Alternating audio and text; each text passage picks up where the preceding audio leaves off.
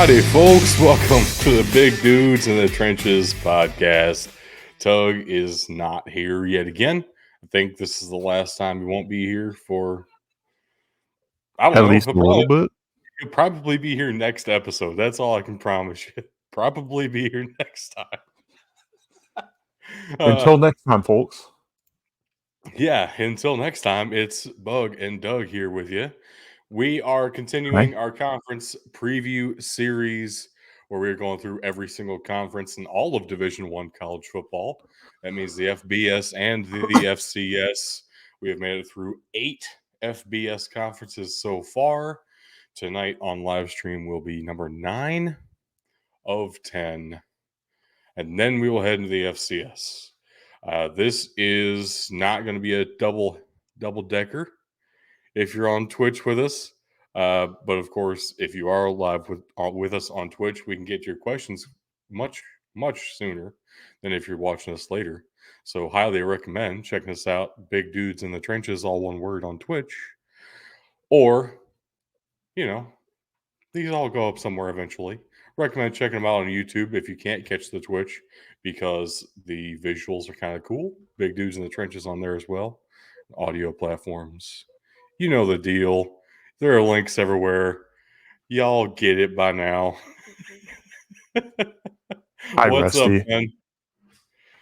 Well, the one thing you forgot to mention in all of that is, because this isn't a double episode, if you are an audio listener and you're looking for that SEC preview, you're going to have to wait until next week as opposed to just tomorrow. So that's kind of how we're rolling with it a little bit of a formatting change. So yeah, we'll roll with it, and we'll keep you guys updated and let you know when we're going to get into not just the SEC but the FBS after that, or FCS after that rather. But man, I don't think we should delay it too much longer. I think we should hop straight into talking about the Big Ten today. What do you say? Sounds good to me. I do think it's fair to question why they're still going with the Big Ten moniker at this point. I mean, the Big 12's still going with the Big 12, so I mean, it's like the Big 16 and the bigger 16 is what it's going to end up being. The Big 20 could work. The double deuce. I don't know. Maybe at some point we need to just get away from, including numbers and the names of conferences. Might be something worth considering. This is the last year that the Big Ten will have 14 members. And I guess that's all we can really say about it. We're getting told to move on to the next topic, so I guess we got to go straight into the team, maybe. We got the channel redemption here, so. All right, fair enough. Okay. It's rough, Indiana. Man. Going in alphabetical order by division, because this is the last year with divisions still. Indiana is up first, the punching bag of the East, unfortunately for Indiana here. I don't know if that's really going to change this year. But you say that, and yet, when they had Michael Penix there, they were, on the cusp of greatness, it always felt like.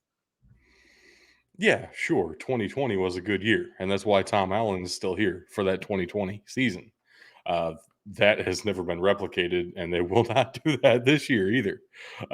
They just don't have the talent for it on the team, honestly, at the key positions. Josh Henderson is really fun at running back, and I like Noah Pierre. Yeah. Tom Allen is getting a whole lot of love because of that one good year. I think they're going to be in a similar boat to where they were last year. I mean, they ended up 2-7 in conference. That's reasonable. I mean, they're known as Indiana and a basketball school for a reason. So there's not a whole lot, in my opinion, to be excited about for Hoosier football going into this season, but you never know. We could be surprised, right? That is theoretically possible. I don't know what exactly we would be surprised about. I mean, probably the same thing we'd be surprised about if Maryland had a great season. Now, they did win their bowl game against North Carolina State to close out the year, but otherwise, I expect they'll do what they always do. They'll probably start off about 5-0. Without even looking at their schedule, they'll probably start off 5-0, get people to believe, and then they'll run into a buzzsaw and everything will fall apart. They do historically great against their FCS and low group of 5 tier opponent week 1 and 2. Like some of the best offensive stuff we've ever seen. And then they run into the Big Ten East. It's the nature of the division they're in. They have to play at Ohio State, home for Penn They State, and home for the team up north this year. they might not even make it to 5-0 because they have to play at Spartan Stadium. So, I mean, Yeah, but good luck. maybe even that one's up in the air. We'll see. I That think I mean, that's Maryland's true. That's a true. lot better. I think Maryland's a lot better than you give them credit for. Talia Tagovailoa is in his final year at Maryland. I think Until that's he fair to finds an say at this extra point. year of eligibility somewhere, right? Well, unless he goes ahead and accepts one of those NIL offers to transfer to the SEC, where the NCAA will definitely make an exception for him. So, and we've been talking about some Maryland receivers. Feels like several years at this point. Ja'Shawn Jones is back. He's phenomenal. If you watched the podcast last year during the season, he was one of my prospects to watch. Didn't think he would make it back, but he's back, and I am excited to see him potentially be the number one receiver in this offense this year. Like this offense has never been the concern with Maryland. It's always been, can they actually stop one of these stronger teams in the Big Ten East? The offense is going to be great.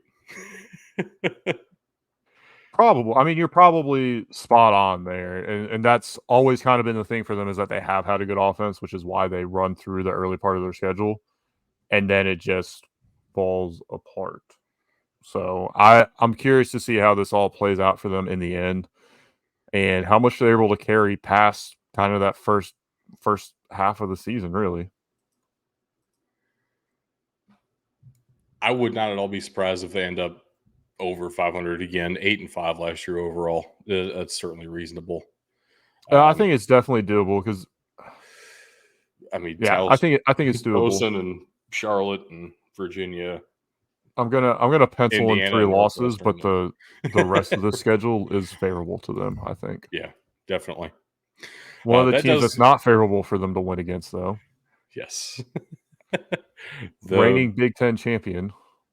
back to back, reigning, defending, undisputed.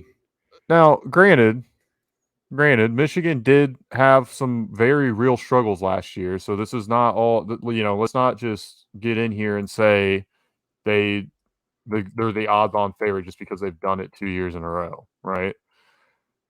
The week before they played Ohio State, they very easily could have lost to Illinois and probably should have. Mm-hmm. I agree with that assessment. Also, felt closer than it should have been against Iowa, even though I know some of those. I don't know. It was probably the fourth quarter wasn't close at all, but I got to watch them play. I hate Michigan so much. I despise them with every fiber of my being. So I watched them play 2 times. Mhm. I 3 times if you count the fourth quarter of the Illinois game because I heard they were losing. But I watched them against Ohio State, and I was there in Lucas Oil Stadium watching them play Purdue in the Big Ten championship game. I don't know why I did that. Look, JJ McCarthy is the best quarterback they've had since I've been alive. Tom Brady doesn't count for that, amazingly. Blake Corum is our preseason All-America running back. Drake Nugent, you called me out in the All-America show saying they had such a great offensive line. Why is only Drake Nugent here? That is an interesting assessment. I think it might have been a little bit of hometown bias and taken away one of the guard spots from Zach Zinter. The offensive line overall is really good. Drake Nugent is the named piece of the squad. Transfer from Stanford, actually.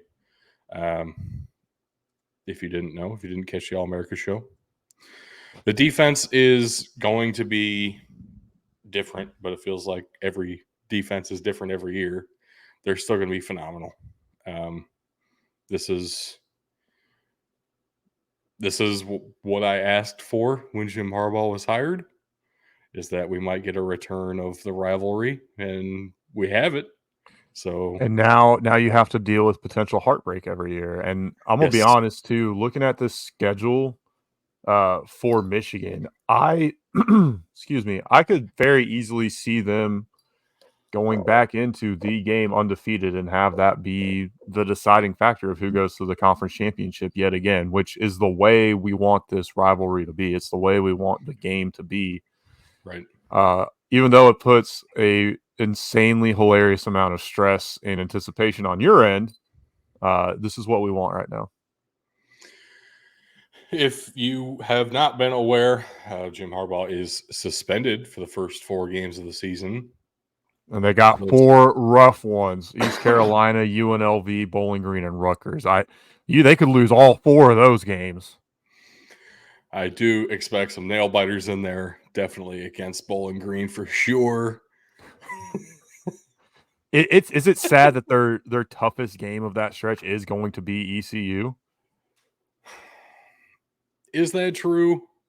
Not to tip our analysis of Rutgers here, but Is that I mean, true? I feel weird saying that because Rutgers is there, but I don't expect much from Rutgers anyway. and Uh, all 4 of them are at home too. All 4 yeah, games are at home. yeah, yeah. This The NCAA most really showed them. the most likely scenario is they will be undefeated heading into the game. Second most likely scenario, they are at Penn State November 11. That should be phenomenal. Maybe Penn State upsets them in Happy Valley. Um, Third most likely scenario is they fucking win everything. So there's no scenario where they're not very good this year. Yeah. Which I know is unfortunate for you in some regards, but in others, I mean, you got to be excited to see. You got to be excited on some level in a weird way to see your biggest rival being this successful, really. I'm glad that it gives us the respect that I felt like we've deserved. When they were up to number 2 in the nation, 2018, for example, they were number 2. Ohio State was number 4 heading into the game, and everybody had Ohio State as 20-something point favorites, and nobody gave a shit anyway. We won in overtime, and everyone wondered why we didn't beat them by more. Like this is what the rivalry needed. So I hate losing to Michigan, but it is a welcome return to national relevance for the conference in more ways than just the Ohio State Buckeyes. And I think realistically, along with how some of the other teams, Ohio State, like you mentioned, and even this next team, Michigan State, little brother, big brother, wherever you are, and want to decide on this one, their consistency, their strong consistency, I would say, as well as Penn State's strong consistency, they've really elevated this conference to a position where we all feel confident and comfortable saying that they are the second best conference in the FBS right now. Sure. Um, Unfortunately, I don't know that Michigan State's going to be one of the reasons why this year. Yeah, I know. Uh, I do all that and lead into it, and it's like, well, I mean, they well, have are been though. I mean, right. Are the Spartans the reason why they're the second best team in the nation, second best conference in the nation? I would put Michigan State up against, I don't know, Missouri or Kentucky and watch the SEC dominate that matchup. So, no, I went into this expecting to see Peyton Thorne up on the screen for us. Peyton Thorne has been the starter for Michigan State for a little while now. He's gone. He's transferred down to SEC territory, which means I have no idea who the quarterback is going to be, which is a big problem usually. Jalen Berger is a fun running back. I enjoy watching Jalen Berger. Um, he's not Kenneth Walker, and Mel Tucker made all his money because of Kenneth Walker and owes 80% of his salary to the man. Let's be all real with each other. The linebacking core is probably the best part of this team at the end of the day, regardless of whether Peyton Thorne was here or not. Jacoby Windman and Cal Halliday are legitimately great. Cal Halliday is usually up there as the best linebacker in the Big Ten Conference. I don't know if that's going to hold true this year. There are some really strong contenders. Cal Halliday is probably going to lead the conference in tackles, though, and he's the focal point of that defense for sure, and for good reason. This is a feisty team. Mel Tucker always has them play with an edge, which can be good. It can be detrimental as well. We've seen both sides of that at this point. They need to make a bowl game this year. I don't know if they're going to be up there, but that needs to happen. Come on. Yeah, I mean, the biggest thing and probably the best thing for Spartans fans is you don't have to worry about 4 players on your team getting arrested after the Michigan game because you actually have 2 tunnels at your stadium, so that's exciting. That is Um, very exciting. which underrated. We should have talked about this a little bit more when talking about Michigan. They've got to, as great as the Big House is for college football, they've got to figure that out. That's ridiculous. You say that, but it's also been that way for over 100 years, right? So, I mean, yeah, but 100 years ago, we didn't have a bunch of idiots playing that wanted to go out and kill each other. yeah. I don't know. I can't wait for their game against Richmond, though. That's my favorite part of their schedule. Let's go Richmond Spiders, baby. Everybody gets one. Homecoming week 4 against Maryland. This is the second team in a row that I've noticed this because it's the same way for Michigan. Mm-hmm. Very front loaded on home games. Like I feel bad for them almost. And then even Well, to close out the year, they're at home, but it's technically a neutral site playing against Penn State at Ford Field. Like, man, the Big Ten likes to do that anymore because of the 9-game conference schedule and the usual deal where they're not normally allowed to schedule FCS opponents at all. They try to get a couple of Group of 5 teams and get some home games in early, so they kind of get ready for the big time opponents later in the year. There are some exceptions to that FCS rule. We're seeing it with Michigan State. We're seeing it with Ohio State, our next team as well. Not usual that we get to see them play an FCS opponent, but we do get to see Ohio State take on Youngstown State, of course, in the Horseshoe, week 2 of the season. I think the reason they get away with this one is because Jim Tressel and his connections there. Unfortunately for Youngstown State, Jim Tressel retired as their president a year ago at this point. yeah. And so we will have no mercy on their football team. But yeah, this is one of the most exciting skill position groups in college football. There are 3-4 legitimate running back talents. Travion Henderson made the screen because when he gets in open space, there is nobody else in that running back room who can separate like he can and break off huge ass runs.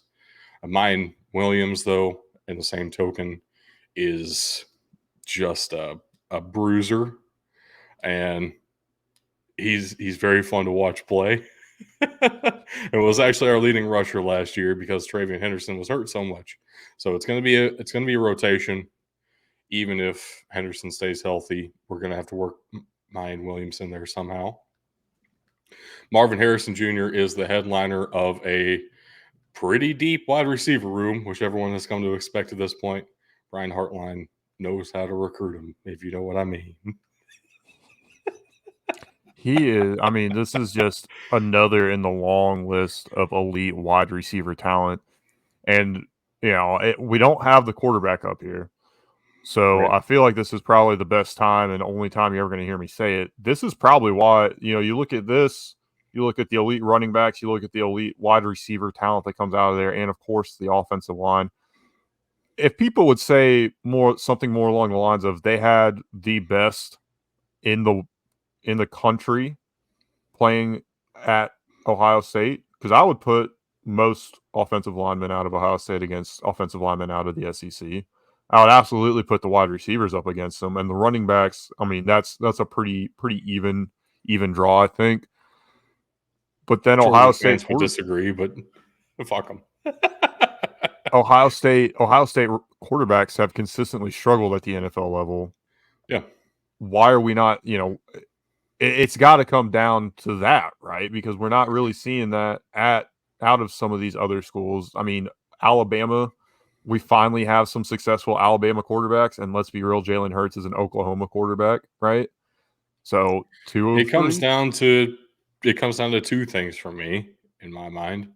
Number one, Ohio State historically has never played this way ever since the the transition period under Urban Meyer and into the Ryan Day era at offensive coordinator, and then now with him at head coach, has been years, the only 8 years in Ohio State football history where we have prioritized the passing game over the running game. Even if you go back to the Jim Tressel era when we were making all those BCS title game appearances, the reason we would get smoked is because we weren't ready to throw the ball. We weren't ready to hang with the guys who could throw the ball all up and down the field and just run around us. We tried to run up the gut every single play, and it worked in the Big Ten. Didn't work when you went up against Florida and LSU. So it's never been a school for quarterbacks in history. And then you get into the Ryan Day era. You have Dwayne Haskins, who is off to a promising start before, unfortunately, rest in peace, Dwayne Haskins. Um, Justin Fields is one of the most hyped MVP candidates of the season. Whether that's right or wrong is up to you, but it's it's a thing that's happening. CJ Stroud is the number 2 overall pick in the NFL draft. I don't think there's been enough time to evaluate Ohio State as a quarterback school because they've only been trying to do that for 8 years. Yeah, I think you're exactly right there. Like I said, there was something that wasn't making sense. There's something that wasn't passing the sniff test, so to speak, right? Sure. They've been a fine team. There's no reason to assume that they wouldn't work out well, but if you don't have kind of that pedigree here, there's Right. still it might be called a pro style offense, but let's be real, it's still the college football game, and maybe And coaching it is a staffs aren't very ready to make the quarterback friendly transition. system. It is a very quarterback friendly system, which is why we've seen, even CJ Stroud step in and be successful early, um, even with that loss to Oregon in his second game at Ohio State, second start at Ohio State. It's like he was able to step in and perform pretty well.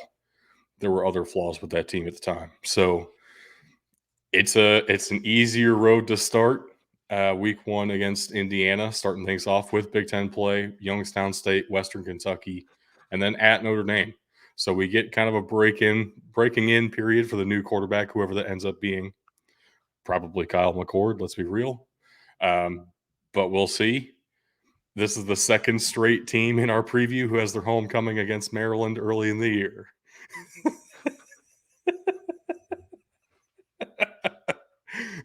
Sorry, Terrapins.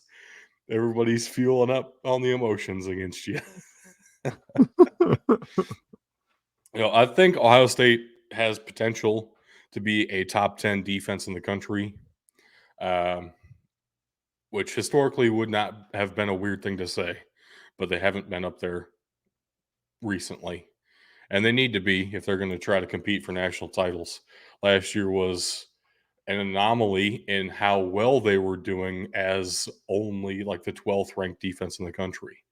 You need to be in the top 5 in both categories to win a national championship usually. Uh, and this will be it'll be closer. We'll see.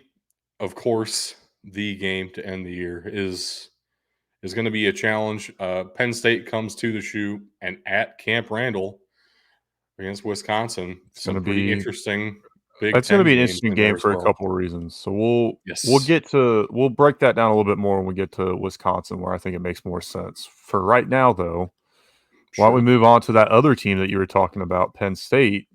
We've Yeah. talked a lot in the past couple of years about how James Franklin doesn't really deserve to keep getting the leash he's getting, yet here he is going into his 10th season at Penn State.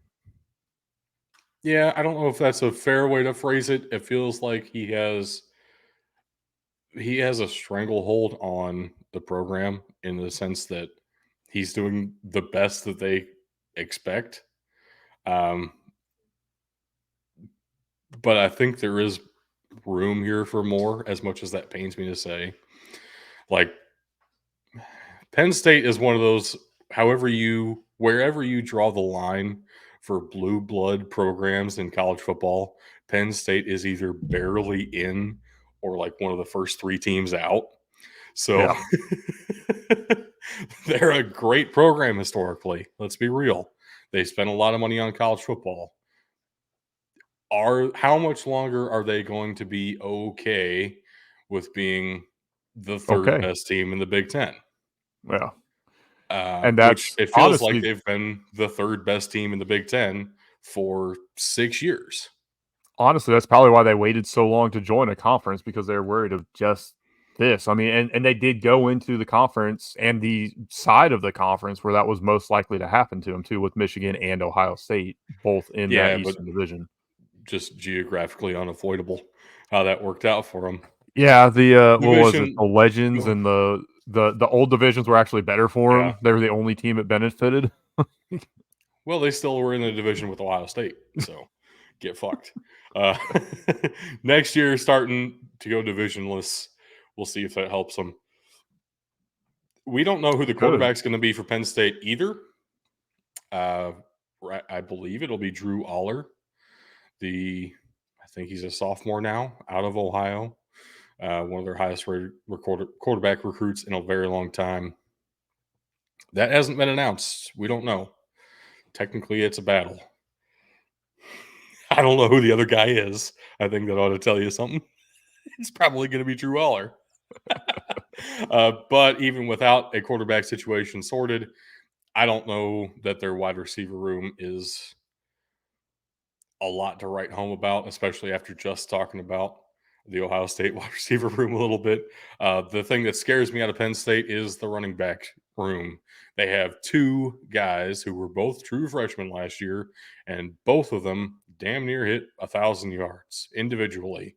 Nicholas Singleton and Katron Allen are both very good running backs, and they're going up behind a great offensive line headlined by probable first offensive lineman off the board in next year's NFL draft, Olu Fashanu. You don't have to pronounce the whole thing, bud. I'm saving you. Beautiful. And they lose the name recognition at cornerback, um, but Kalen King is probably honestly better. Better. Yeah. I agree. I agree. I'm Yeah, intrigued that they're having their whiteout against Iowa. Like, not that they have. I mean, they play Michigan at home. Why would that not be the whiteout? Why would you not want to save that for later? They're having because their they. stripe out. I'll tell Like, you exactly why. I'll tell you exactly why. They've been trying to put the whiteout on the biggest game of the year too many times recently.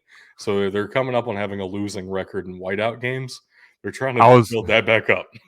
I kind of it crossed my mind as soon as I said that. I was like, they probably need a win.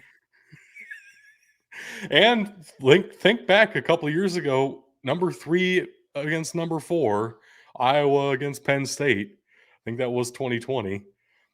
Fucking weird year.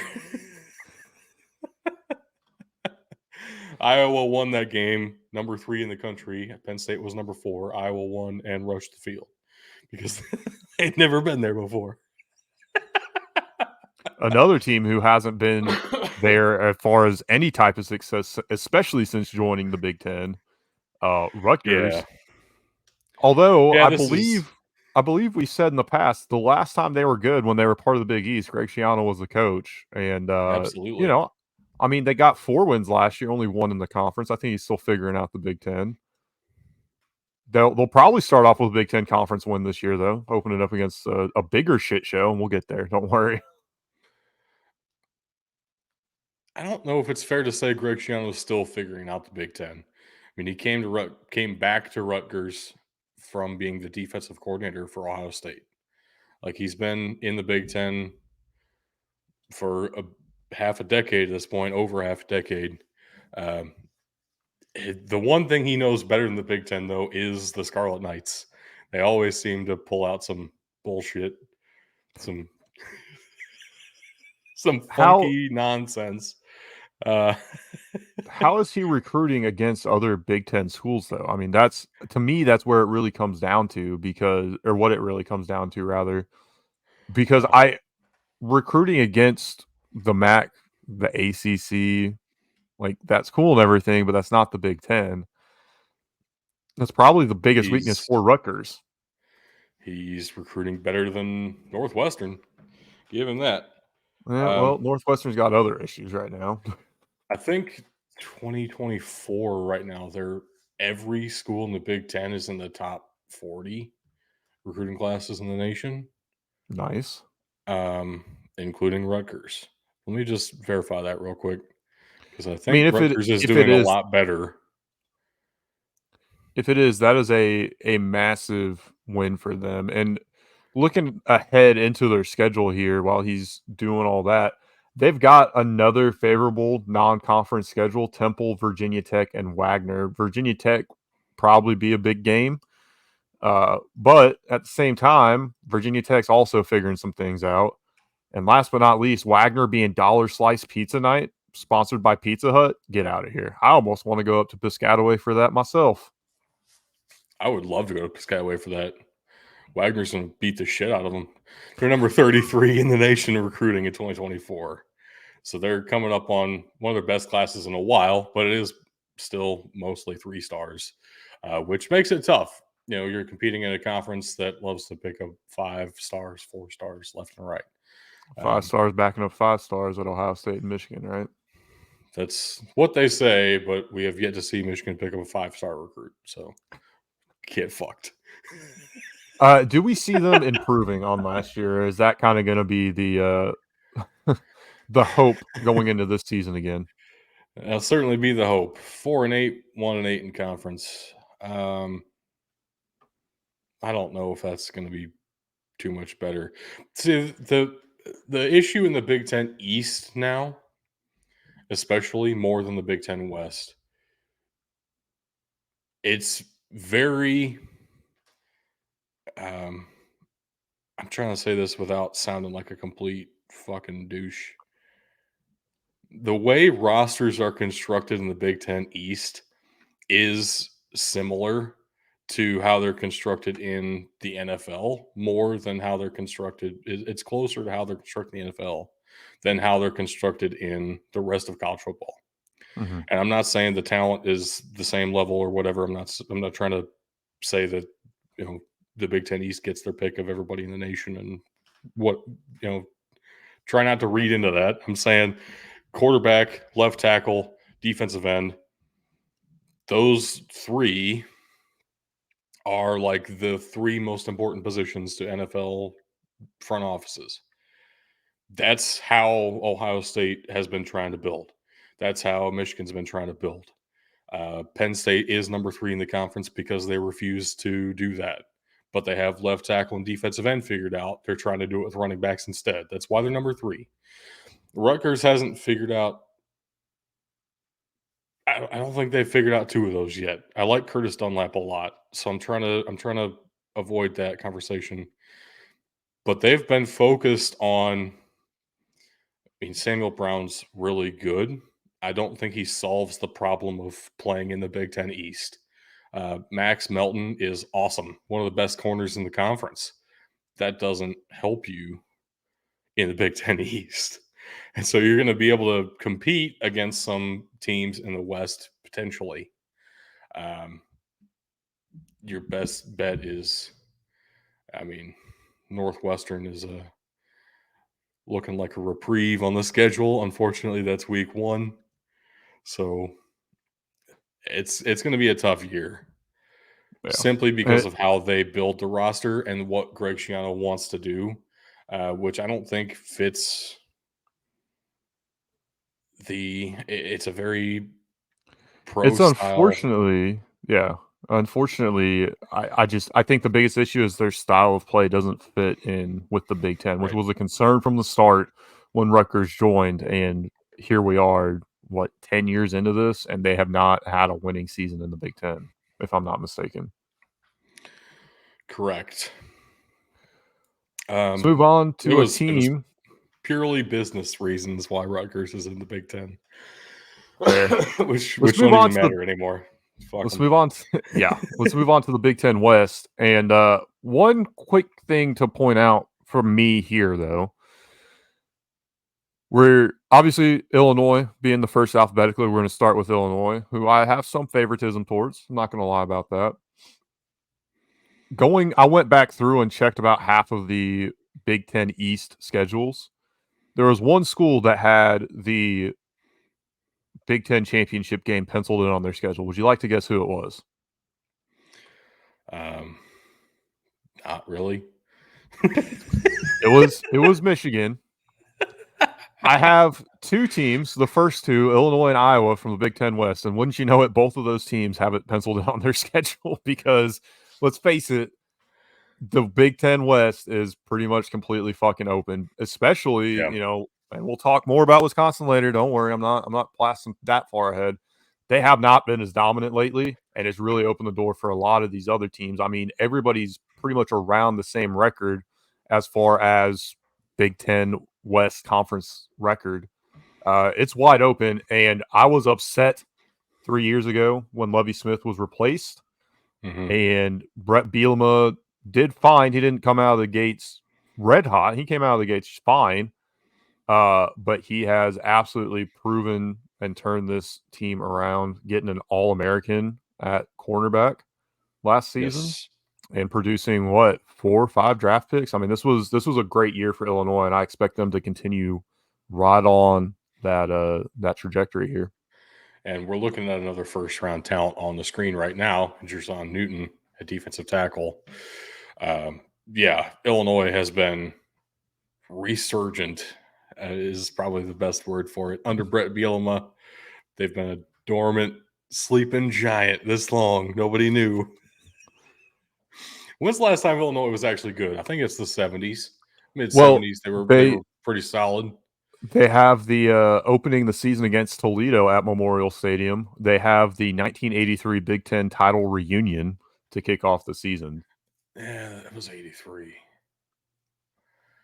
I remember I think it was Indiana I was thinking of with the 70s because I remember the Big Ten media days. Tom Allen was asked what he feels about UCLA joining the conference next year. He's like, well, the last time we played them was the Rose Bowl in 1973. So I think it's going to be pretty cool. That's right. Uh, no, Illinois is fun. They're physical. They're nasty, and I am excited to watch Illinois play football. It did hurt me a That's little bit having weird. to cheer against them in the Rely Quest Bowl last year, but I mean they were playing Mississippi State. I mean, I with everything that happened, I think you had to be pull. I don't think Yeah, anybody was pulling for Illinois. Everybody wanted to see Mississippi State win, so I don't feel that bad. What I was right. more upset about is that the Rely Quest Bowl replaced the Outback Bowl, and we no longer get coconut shrimp or blooming onions. So that was really the more disappointing thing about that game. I Man, they've got a pretty favorable schedule. We talked about the Hmm. game at Kansas that is early in the season and is going to be kind of a prove it game for both teams in a way that nobody ever really thought it would be when this game was scheduled, I'm sure. Right, and they do avoid the two heaviest hitters out of the Big Ten East. Of course, they play Penn State in Champaign this year, which should be pretty fun. Hmm. Remember the last time they were in Champaign, went to 7 overtimes, I think, or was that in Happy Valley? No, that was in Oh my gosh. I don't know. I feel like it was in Happy Valley, maybe. I don't Maybe it know. was maybe it was just the last time they played each other. Could have been. It was like I think 9 that overtime, was some yeah, crazy shit. that was the introduction of the new overtime rules, and nobody they scored the first. They both scored the first one. And they're like, "Ah, oh, fuck, we don't have any other place to score here." I think that was Brett Bielema's first season. Could have been. So, all right. Let's I don't want to keep I proving myself to be an idiot. Let's I I think they've got a chance to win the Big Ten West. I think they're in a small yeah. group of teams. Iowa, on the other hand, I don't know that we Let's can put them in that list because their offense is so anemic. You say a small group of teams who could win the Big Ten West. And I'm here thinking Anybody could win the Big Ten West. I can name you all but one in the Big Ten West who has a shot. I think there's two that have no shot at winning the Big Ten West, but that's just me. Okay. There's at least two. I would Well, almost put Iowa as three because this offense is just pitiful, and I don't expect Cade McNamara to make a difference here. yeah, you're underselling Cade McNamara a little bit, but not by a lot. Let's be real. There's a The reason off he's no longer at Michigan. the offense will be better. That is It's not hard a to be high worse. bar to clear, Yeah, it's hard to be but it worse. will be better. Um, but I don't think the defense will be any worse, which gives Iowa hope, honestly. The defense is the reason they've been in any games the past year or two. Uh, the defense should be that incredible yet again. I know they lose a first round pick at defensive end, but Iowa is so good at developing that position at this point. I feel like I can reasonably give Kirk Ferentz benefit of the doubt. He's been doing it for 25 years. So I think it's I think it's fair to say he is the longest tenured head coach in college football at this point, which feels crazy, but Yeah, also he's been consistently above average. And for he's Iowa, that's incredible. he's pretty iconic. I think Yeah. it Yeah. would look weird seeing his face associated with any other team, not just college football, any other team. Period. Yeah. I'll also throw out here, kind of like we talked about with Illinois, they avoid the heavy hitters out of the Big Ten East. They do have Penn State, of course, but the two biggest heavy hitters, I should say, and they get to play Northwestern at Wrigley Field late in the season, so that's going to be pretty cool too. In the Wildcats Classic. I mean, not that I'm hoping for it or think it will happen. There's a chance there's going to be a scheduling conflict here, uh, which Cubs are hot. I'm just saying. I'm not saying they're going to the World Series. I'm saying they could, and that would suck. Um, the Cubs better fucking not. That's what I say. Moving on. I One of the other I had teams to. who was like Minnesota, I think, was one of 4 teams who could have potentially won the Big Ten West in the last week of the season. So Yeah, 6 and they're 3, 6 and 3 they're conference record. they're up there too. Go ahead. I'm sorry, I cut in. I did have to go and run back and check everything because I noticed on our notes we had one coach that wasn't updated, and I said, "Oh shit, maybe PJ Fleck's not correct either," because there's been that controversy going on at Minnesota as well. Although it seems much, I don't want to say tamer is the right word. It's not getting all the attention that Northwestern gets. So maybe PJ Fleck's just getting a little lucky for the time being. I don't think that whole scandal is going to amount to anything. If you read into the reports, there was nothing very serious going on there, especially compared to what just happened at Northwestern. We Like can that, we can talk more about Northwestern in a minute because I've got something to say on that. But it felt like some piggybacking off of there's a controversy in our division in the same conference. Let's just let's fire what we have and see if anything takes hold from it. It didn't seem like it was strong enough to move on from PJ Fleck. I don't think there's any reason to people complaining because they had to do workouts in a football program is not going to mean that your head coach needs to get We fired. we saw what happens when you don't work out in a football program. Just go watch Navy versus BYU from 2020. Yeah, No yeah, contact practices are fantastic for your offensive line. yes, very, very good for your offensive line, especially. Out of any position group, that's the team that benefits the most from never doing any work, Yeah, for sure. yeah, 100%. They've got an interesting schedule to start the season, though. They start against Nebraska, conference game, 2 non-conference games, Eastern Michigan, North Carolina. Then they play Northwestern and then Louisiana. They're kind of all over the place on the schedule here, but in reality, it sets them up. It seems like a more favorable early half of the schedule than kind of what we're seeing out of the rest of the Big Ten. I know. I'm really loving the at North Carolina week 3. Really, that's going to be the biggest test out of any of the first 5, um, unless Nebraska comes in hot, which is I mean that's a possible. possibility. How much more time you want to spend on Minnesota? I know we haven't really talked about the players here. I feel Well, like I Nebraska's got I do want to hit on they don't have Tanner Morgan anymore, so right. there's going to be a transition there. They don't have Mo Ibrahim anymore. This Minnesota offense is going to look a lot different than it has the past 2 years. Chris Autumn Bell is one of the most underrated wide receivers in the nation. Chris Autumn Bell is awesome.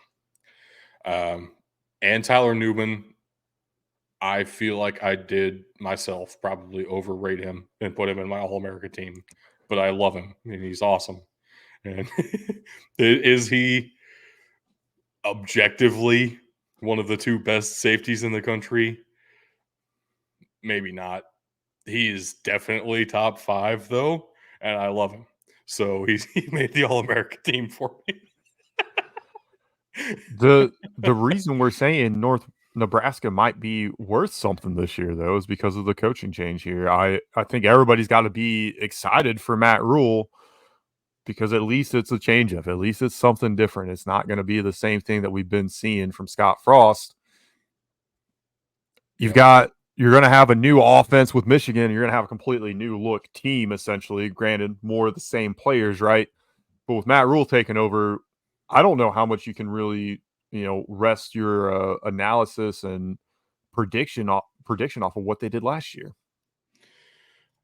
I don't think you can do anything based off what they did last year, except when you look at the defense, because they are basically returning all of their starters on that side of the ball.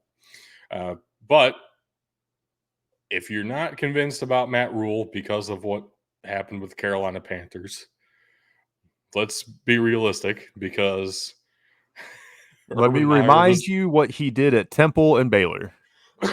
well, I was going to get there, but also Urban Meyer didn't work out with the Jacksonville Jaguars, and he was one of the best college coaches of all time. I think that's fair to say. Also, Nick Saban didn't stay in Miami that long with the Dolphins. He ran back to college and became one of the best college coaches ever. Like in the top 2 and probably not number 2 for most folks. So there is reason to be optimistic. If there Matt a Rule lot of comes those back. folks that probably have him number 2 probably have another Alabama head coach at number 1 Right, anyway. So right. But you are seeing some differences here. Jeff Sims is a transfer in from most recently from Georgia Tech, where if you hear that a couple of years ago, you think, oh my gosh, why are we getting a triple option quarterback? That is not the case. Jeff Sims is going to be one of that's not fair to Adrian Martinez. I was going to say he's one of the most talented quarterbacks they've had in a while. Um, Adrian Martinez was frustrating. I don't know that Jeff Sims will be as I think frustrating. not having a quarterback head coach will also help Jeff Sims. It would have helped Adrian Martinez as well, I think. Because he did once he left Nebraska, he did decent. I mean, he looked a lot better than he did at Nebraska. Suffice to Yeah, say, yeah. I'm Anthony Grant interested. is. Sorry, go ahead. Yeah, I'm interested to see how this goes. Of course, the rivalry with Colorado has been coming back, building back, and now it's going to be. We talked about it. I heard you talk about it in the Pac-12 episode. It's going to be 2 new head coaches and 2 teams that are going to play very differently than they had the past couple of years. This could be huge for Nebraska. Having that week 2, that could be a huge springboard for their season. Could be. Could be. Miles Farmer is suspended, but then he decided he didn't want to actually serve that suspension, so he transferred out. They lost one of their best defensive players. At the same time, Isaac Gifford is a great safety and kind of was an easy replacement for the slide purposes. Luke Reimer is one of my favorite returning linebackers, but I talk enough about linebackers. Let's jump to Northwestern, where we have another first-year head coach. Yeah, and another controversy that has taken place here. Now, I Yeah. don't want to spend a ton of time on this because I am not in the know and I am not an insider with any of this by any means. And I also have other opinions about some of this as well. But I have heard and seen that I have not seen, but I have heard that there is a video proving this, that one of these players that has made these accusations went and said, I'm going to ruin Pat Fitzgerald. I'm going to make sure that he gets fired. That being said, you get all these guys together to make these claims of all the things that were happening. It kind of starts to feel like a Deshaun Watson case of where there's too many people talking and there's not going to be enough buyout at the end for this to really, be beneficial. So you've got that going on. The second issue that I have, and this one is just pure facts, you can go back and look at the timeline of everything. When the school originally found out about these allegations, they, suspended him for 2 weeks without pay. Like, hey, go on vacation, go do whatever. We'll come back in 2 weeks and talk about it. And then it shows up in the school paper the next day, and the day after that, they're like, "Yeah, actually, we're firing you. Like, you're done. We're not doing this." So they caved into a lot of pressure here. That's why this is so. Even if the thing about the former player is not true, that's why this is so interesting of what's happening at Northwestern. And on top of all of that, this has now also evolved to affect other sports where there have been other accusations of hazing pretty much across the entire athletics department at Northwestern. Yeah. I don't know what to think about it. I don't want to take sides. I just know the reports didn't look good. No. But let's talk about David Braun very briefly here. He was defensive coordinator for North Dakota State before coming in to be defensive coordinator here at Northwestern, and then now has a shot as head coach Northwestern. Who does he decide should replace him as defensive coordinator? But the defensive coordinator is Southern Illinois. So this is going to be a very Missouri Valley Football Conference heavy coaching staff at Northwestern, which probably is the best news they could have asked for. Get some Right? new blood in there. Try something different because the past couple years have not been good. Even though, weirdly enough, they made 2 Big Ten conference championships not all that long ago, and Yeah. yet somehow they're definitively the worst team in the conference right now. I And mean, you kind of said this too when they were making those championships. They probably would make one more, which I believe they did. mhm, And then they fell off a cliff because recruiting to Northwestern is so difficult. right, This, right. You can kind of tell when they can get a couple of guys to buy into. Hey, I'm going to go to law school after I finish football, but he's like a 4-star, big time 4-star guy who's like, I don't know if football is going to be necessarily my future. Ends up at Northwestern because of the quality of school. They have like 2 good years, and then that happens every so often at Northwestern. and hey, they've got a great facility getting built. Maybe that'll help with recruiting as well. I don't think anybody expected 1-11 with 0 wins on American soil. Nobody Right. expected that from them last year. So I the sad thing is with everything else going on the outside, I don't know that it's wrong to predict that they, have a hard time matching 1-11 this year, which You is say that unfortunate. though. You say that, but if they can beat Nebraska again, I could see them being a 3-win team. The payout was so lukewarm.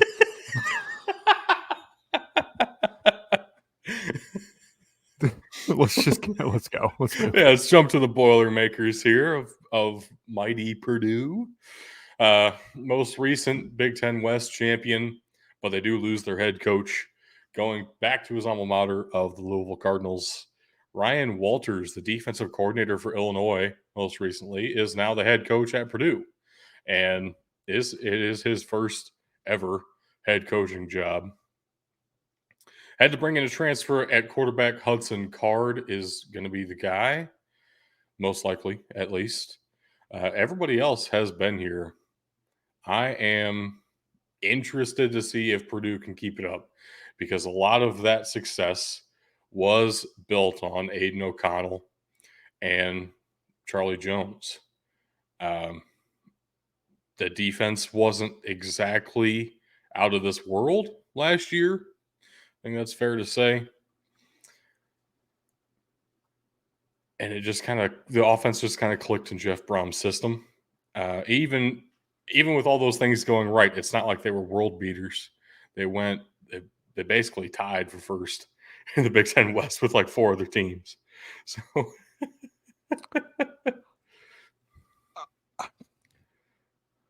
Could Hudson Card be what puts him over the edge, though? I highly doubt it. Highly doubt it. I mean, it was a back and forth. It was a competition at Texas last year. He got some quality playing time. I mean, I don't think any. The bottom line is I don't think anybody's competing with the Big Ten East when it comes conference championship time. But I do think this division will be rather competitive, not completely competitive, but rather competitive.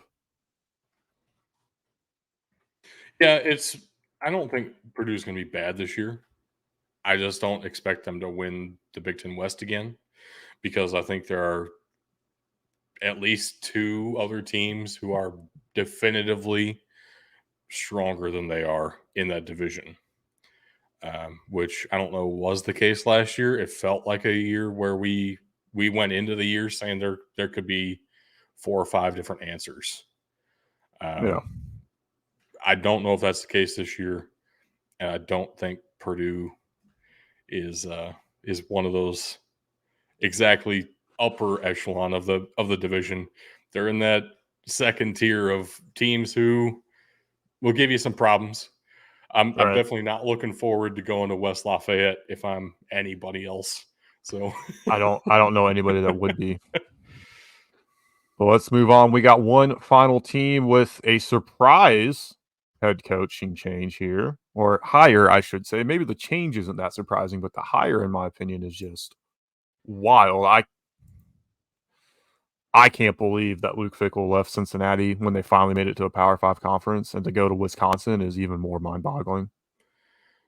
I know. I've been trying to rack my brain for a couple of months now, thinking why exactly this move. All I can think of is that he wanted to be in the Big Ten for a little while now. This is the best Yeah. opportunity that has come up since he's been thinking he wants to get back into the Big Ten. And realistically, he's accomplished everything that he possibly can at Cincinnati. I don't think there's a path for Cincinnati to be competitive in the Big 12 this year. Maybe Luke Fickell saw some of that up right on the wall too, unfortunately. Yeah. For the Bearcats, and just said Yeah. there's a chance to go tackle a new challenge. And this is I hate to call Wisconsin a stepping stone, but I think that's what might end up happening here. It feels like he is still angling to eventually take over at Ohio State. And this would be a good tryout for it, and they've Right. put together a pretty good squad, at least from the players to watch that we have here. You got to think that they're going to have at least some type of success this season again in the Big Ten or West, where it's a little bit easier. The My West. biggest question, East, West, whatever. My biggest question is, are they actually going to compete, or is that just kind of a hope for everybody? Uh, that's fair because of how different it's going to be, right? This is going to be a completely different looking Wisconsin team than I don't know. I don't know that we've ever seen a Wisconsin team play the way this is probably going to play. Um, like the way they've operated for years is run the ball for I don't know 2,000 yards with a single guy, build up that offensive line with some hay flinging farm boys, build up the front seven with some more hay flinging farm boys, and then your defensive backs. Best of luck to you. We'll see you at the end of the semester because we're going to leave you on an island, and that's usually worked. Uh, that's usually it. Of every team in the Big Ten, since the Big Ten has gone to a division schedule, either the Big Ten West and East, or if we're talking legends and leaders, since there's been a conference championship game out of the Big Ten, Wisconsin has made it the most of any team. That is a real stat. And They've of lost course, almost every time. right, They've only won one, but they've been there more often than anybody. The fact that they're that consistent and the fact that they're able to do it for as long as they have is it's telling of a program culture, and it's telling of their style is successful to a point. But Luke Fickle right. wants to break that ceiling, and that takes some changes. They brought in like 4 different guys to transfer in at quarterback. Graham Mertz is gone.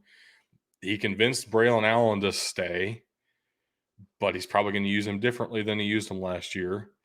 Like this is going to be a interesting first season for Wisconsin. There are reasons to be excited about it for the future. This particular season might be pretty tough. At least they've still got jump around. they Roxanne? Is start that off they Roxanne? start off the season against a MAC opponent, so very exciting. And also the return of the home and home. Wisconsin at Washington State. I know I called it out in the Pac-12 preview, but damn, I'm excited for that. But there are some other great games in the conference to watch out for. Some non-conference matchups to watch this upcoming season. Louisville against Indiana up in Lucas Oil Stadium, Indianapolis. That's the only time Indiana will be able to play at Lucas Oil because they're not making the Big Ten championship game. So they had to play Louisville there instead, which is a bad move because Louisville's going to whoop their fucking ass. Suck it, Hoosiers. Probably. Yeah. Yeah. It's not a good I time for anybody. I work with too many Indiana fans, man. I have to take some shots while I can. Very potentially looking at a Big Ten conference game in 2 or 3 years from now. But in the meantime, non-conference matchup, the Huskies heading to the Spartans. Uh, September 16 here. This is cool. I think it, especially when you want to talk about the fact that Washington might be going to the Big Ten. I mean, the Pac-12 is in absolute disarray, and it seems like Washington and Oregon are the top 2 candidates to be the next ones on the move to the Big Yeah. Ten of all places. Yeah. Yeah, this is a really strong clash of styles where it's strength on strength of every side and weakness on weakness every side. So probably actually a very good game, but not for probably not for playoff implication reasons. We'll see. We'll see. Maybe Michael Penix is the GOAT this year. And Well, and he's going to be back to playing against Big Ten opponents that he had a lot of success against on a worse team. that's true. Maybe Washington fucking smokes them. Possible. This is a typo, unfortunately. This is my bad, but Fresno State at Purdue is actually September 2. Looks like I goofed that and put it at the bottom because I thought it was 23. That's Fat finger. big, It's close. big dudes in the trenches applies to fingers as well, unfortunately. Big dude fingers. Big dude fingers in the keyboards. Uh, but Fresno State at Purdue is actually week 1. And it's in West Lafayette. This is the reason it's on here is because I think Fresno State is one of those like tier 2 teams in the Mountain West, right? And to see how they compare to a completely new look Purdue team with a new head coach and everything, I don't think this is going to be like a fantastic game, maybe necessarily. It's going to be very telling for what we can expect of Purdue. If they come out and dominate this game, I am much more on high alert for Purdue this season. I also don't think that's going to happen That always necessarily. makes you nervous, I feel like, whenever you're on high alert for Purdue, though. Dude, going to Purdue is always terrifying. I think you have Yeah. this in here for a little bit of selfish reasons, which is fine. Ohio State at Purdue, October 14. Not like I have that date circled. Okay. Speaking of which, because they could absolutely go and play spoiler, Yeah. what are we thinking for the Big Well, Ten conference champions here? We of course still have divisions, so we got to go through who we think is going to win the East and the West, and then pick our conference champion. I guess the West is probably going to be a faster conversation here. But then again, it is pretty wide open. I know I you're don't think looking. any of this conversation is going to be fast. These are some tough choices. It's going to be fast for me because I'm going to take Illinois because I love it. And I would love nothing more than to see Illinois take on the Ohio State, not just for the Big Ten championship, but also for that beautiful, beautiful wooden turtle trophy for Illinois in the Big Ten championship. There's nothing more you could ask for. Do I think Illinois has a chance in that game? Realistically, no. But it would be awesome to see. I That's my am official stance. out of the Big Ten West. I'm going to go for Iowa. Fair. I mean, if nobody scores, you only have to score once to win. I'm trying to look at the schedules right now because I feel like that's going to end up being the deciding factor. Um, It we is. hit on it a couple different angles already, but I feel like there are 2 or 3 teams who can legitimately win the Big Ten West this year, as opposed to like 5 last year. And that's I why I don't. think Illinois and Iowa, because both of them get to avoid uh like we said, they get to avoid Ohio State and Michigan. Yeah, but they do have to play Penn State, which I think are going to be losses. So I don't. I They think it's a both do. wash. I Yeah. think it's a wash then between Iowa, Illinois, and Wisconsin. Wisconsin's loss comes to Ohio State, as opposed to Iowa and Illinois' losses coming to Penn State. Right?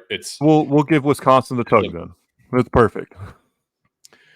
So I think Minnesota has too much turnover to compete. I think Matt Rule is too fresh. I don't Mm-hmm. think this is the season. I would think next year at the earliest. For Northwestern. Or for Nebraska rather. For Nebraska, Northwestern has so many issues. It's not even worth debating that they're going to be competitive. And Purdue has a ton of turnover with a first-year head coach too. First year ever being a head coach anywhere. Like I think it comes down to those 3. The schedules are, man, I was at Wisconsin, home for Illinois. Shit, I'm just gonna stick with it. I said Iowa. I'm gonna stick with it. There's too much schedule math that I could do there. It's fine. It is what it is. So here's the real question. And Yeah, this is probably the most painful one for you. Is it going to be Michigan or is it going to be Ohio State? yeah. I do like that we can automatically narrow it down to those two. Um, and I do mean that sincerely. The fact that the Big Ten East, at least right now, runs through the game is awesome. And most likely the Big Ten itself will run through the game for quite a while, even with the additions of USC and UCLA.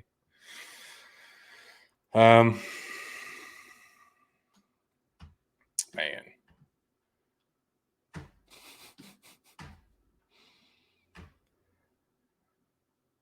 everything about the game this year says that I should pick Michigan, if I'm being honest. Um, I will not do that. I physically can't. I physically cannot do that. Ohio State's Big Ten champions. I have to. For journalistic integrity reasons, go ahead and take the Wolverines. Fuck yourself. But also, So what are you actually putting down here? I mean, I'm picking Ohio State. I will pick Ohio We'll let State. Tug pick. We'll let Tug pick Michigan. We'll let Tug pick Here's because I think here's the I here's think he the probably here's wouldn't my have balanced thinking. you out anyway. Here's my thinking. The game is in Ann Arbor this year. Mm-hmm. They are returning a starting quarterback and the best running back in the nation. They are on a revenge tour style of season, even as weird as that sounds.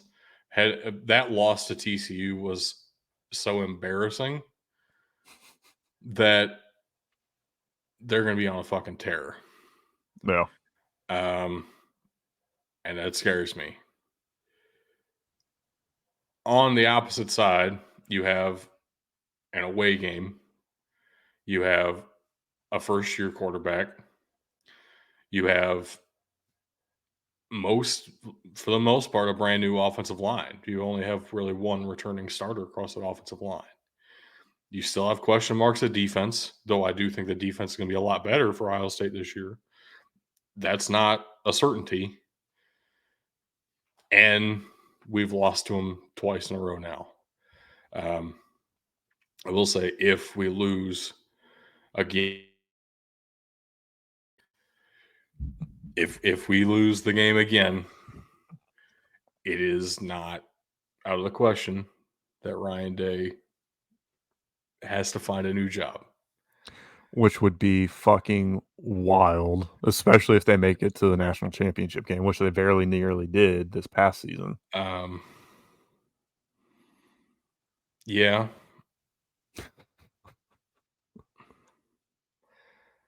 Yeah.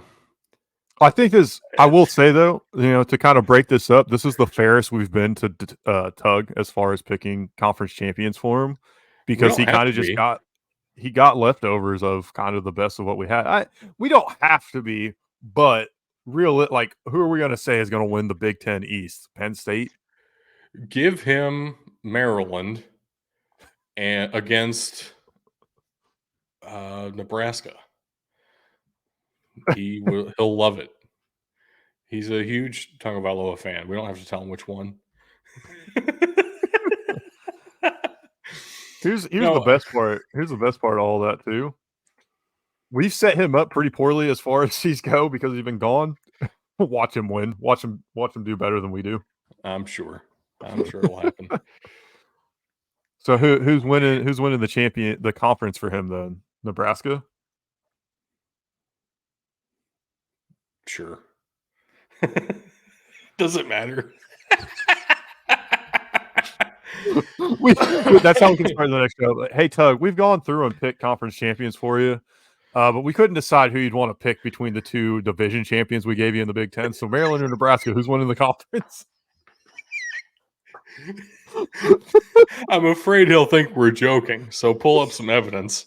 No. I've been putting it in the in Oh our man. thing here. So I I could very realistically see a scenario if we lose 3 straight years to the team up north and Luke Fickle is successful at Wisconsin, which means winning every game except for against us. just poach him uh, next year. yeah, Yoink. yeah. I mean, Um, that could be, and maybe mm, kind of like you mentioned, maybe that was a posturing he did by taking uh, that Wisconsin job, put him in a position yeah, to be there for it. Let's see. I can it's leave very this. uncomfortable. Yeah, It's I very can leave this till uncomfortable to next think week. about. I can leave this till next week. Uh, Mm. in the meantime, though, we do have some links for y'all to check us out. All kinds of different places. I want to say most importantly, but honestly, that's kind of selfish of me to say most importantly. But if you would like to support the show monetarily, help us do more things and be better for you, check us out at patreon.com/BDT football. You can also go to twitch.tv/Big Dudes in the Trenches, all one word there. And besides catching the show live and seeing our beautiful faces and all the beautiful graphics that we make for the show, you can also subscribe there or donate bits to help support the channel as well. You can head on over to twitter.com and search at BDT football, x.com, whatever officially is turning into. I think Twitter is still the official domain. At BDT football. That's how you'll find us there. Facebook.com/BDT football and Instagram.com/BDT_football. So be sure to check us out, all those places. Last but not least, we do have a website, bdtfootball.com, and you can email us your questions, mailbox@bdtfootball.com, if you're unable to catch us live. Which brings me to my next point. If you're an audio listener, you already know where to find us, wherever podcasts are found. But if you would like to watch the video later, you can check out the VOD on Twitch for sure. But we would love if you went over to youtube.com/Big Dudes in the Trenches, all one word there as well, and went and gave our videos a like, a comment, share them. And of course, don't forget to subscribe. You can join us on Discord. We have a lot of conversations in there. Discord and Twitter, those are both two good places to be for us. We're trying to work in the other ones. So if you would like to help us out with that, hit us up in that Discord. The link is in the description and it's been scrolling across the bottom if your fingers feel like typing it all in to your web browser to join our Discord. That being said, Doug, Yes, do you sir. have anything else to add? Just remember, folks, if Oregon officially joins the Big Ten very soon, remember where you heard it from first. That's right, Brutus Buckeye on Instagram. That is officially 100% correct. First on the scene. I'm not kidding. Go look at Brutus Buckeye's Instagram. You will see That's a very fantastic. mysterious post of him with Ducky, and it is great. I'm just saying, since we're talking about the Big Ten and we have the Hall of Fame game going on right now, you've been seeing Sports Scorebot in our chat here, keeping us updated on the Hall of Fame game between the Cleveland Browns and New York Jets. Former Maryland Terrapin Yannick Ngakoue has signed with the Chicago Bears, and I know we're not an NFL podcast, but I love the Bears, and we got the Big Ten tie-in, so it felt right to bring it up. That's cool. Yeah, Yakwe is decent. Best available defensive free agent is what they're saying, which might just be to make me feel better. I'm not entirely sure, but I it is mean, what it is. he's better than who you had. I low bar. Hey, what does the farmer say to the cows at night? Go moo yourself. It's past your bedtime. I wanted it to be worse than that. It's okay. This one's probably a little better when you see it spelled out. I won't lie. Oh, I understand it. It's not that hard to figure out what you meant. It's just all right. Not as good as I wanted. It's okay. You can do better. I You've can do done better better. in the past. I've got plenty in the hopper. Don't worry. Okay. Bring your A game next time, because next time we'll be talking about the SEC, who basically everyone has to bow down and declare the one true conference. The one conference to dominate them all. Yeah. It's just facts It just at this means point. more. Yeah. Yeah. It And we just means meme more in the Discord. So come on, join us. Let's get out of here. We will see y'all next week. Peace out, Girl Scout. Have a good one, everybody.